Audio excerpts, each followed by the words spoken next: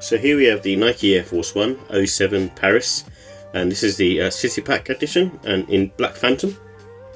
And the Air Force 1 was originally released in 1984, and it was made as a basketball shoe, and also was designed by Bruce Kilgore, and it was one of the first basketball sneakers I think to have the Nike Air technology in it.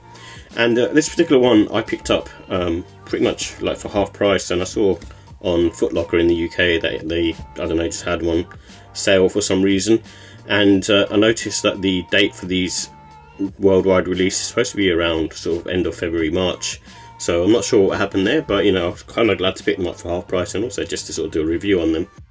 So for me, it's you know, one of those sort of sneakers that I wasn't really looking to pick up, but for half price, you know, I couldn't sort of not go for it.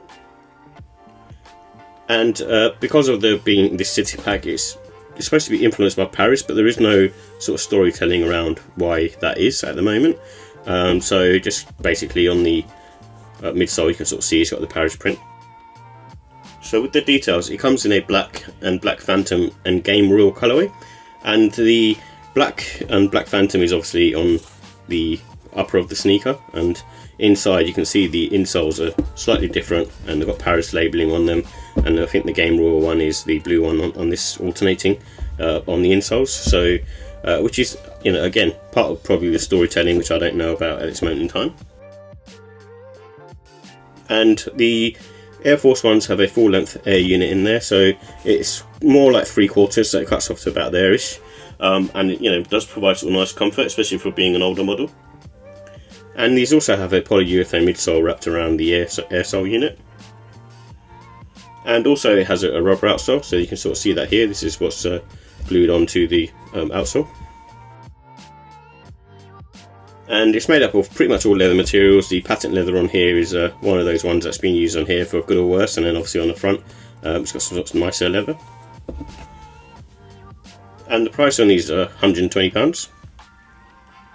So with the comfort and sizing, it's, you know, with any sort of Air Force One, it's going on towards the firm side. Obviously it's a basketball sneaker at the end of the day, an old one at that, but it still much sort of follows that same sort of basketball ethos of being slightly on the firmer side. There's a little bit of give to the air cushioning, and that's why I put it into the firm, but it may even be going towards the medium side. It just depends on what insole's in there. This one feels pretty nice on foot, and it also has a neutral arch support, so for me, you know, you can sort of see within there sort of like a contour going on, but you know, it's quite sort of minimal, but you know, provides enough support.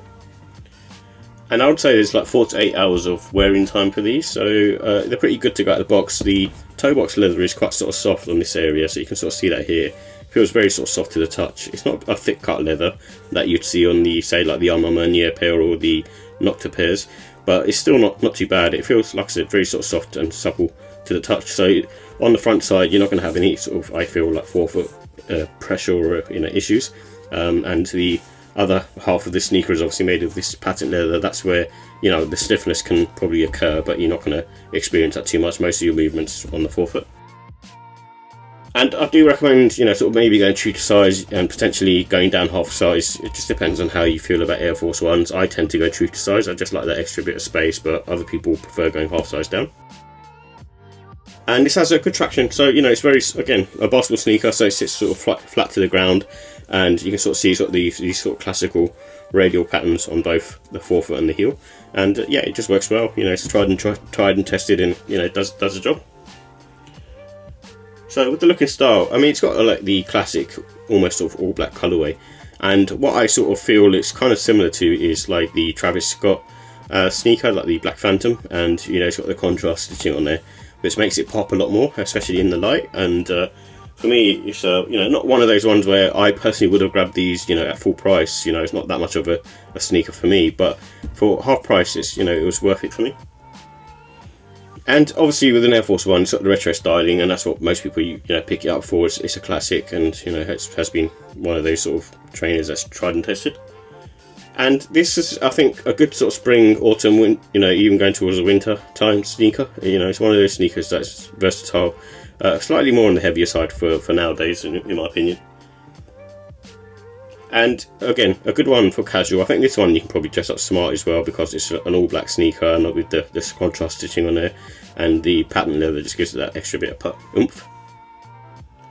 And it comes with the black laces, but in the box you also get a pair of white laces, which is not normally the norm as far as I know with Air Force One. So I think this is where, you know, the city pack comes in. You know, they're giving you sort of these sort of white laces, which is, I think, will work well, you know, on the trainer.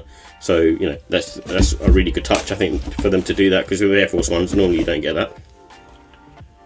So with the final thoughts, I do like the materials, especially on the front. It's not like premium material, but it just feels really soft, and you can sort of see that here, you know, when I make these indents.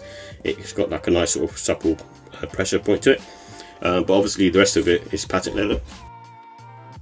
And I like the fact that, you know, with the Air Force Ones you have a full length air unit, so it's still quite sort of comfortable on foot even to this day.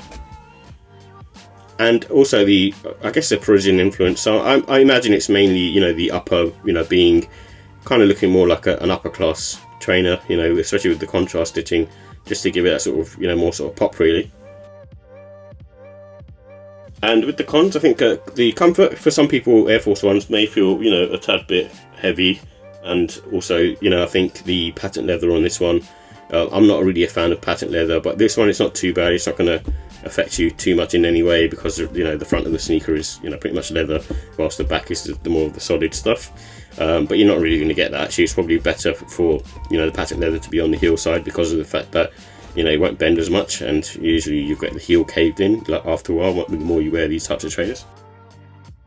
So with the ratings, I'm going to give the Look of Style a 4 out of 5. I think it's, you know, overall a cool sneaker.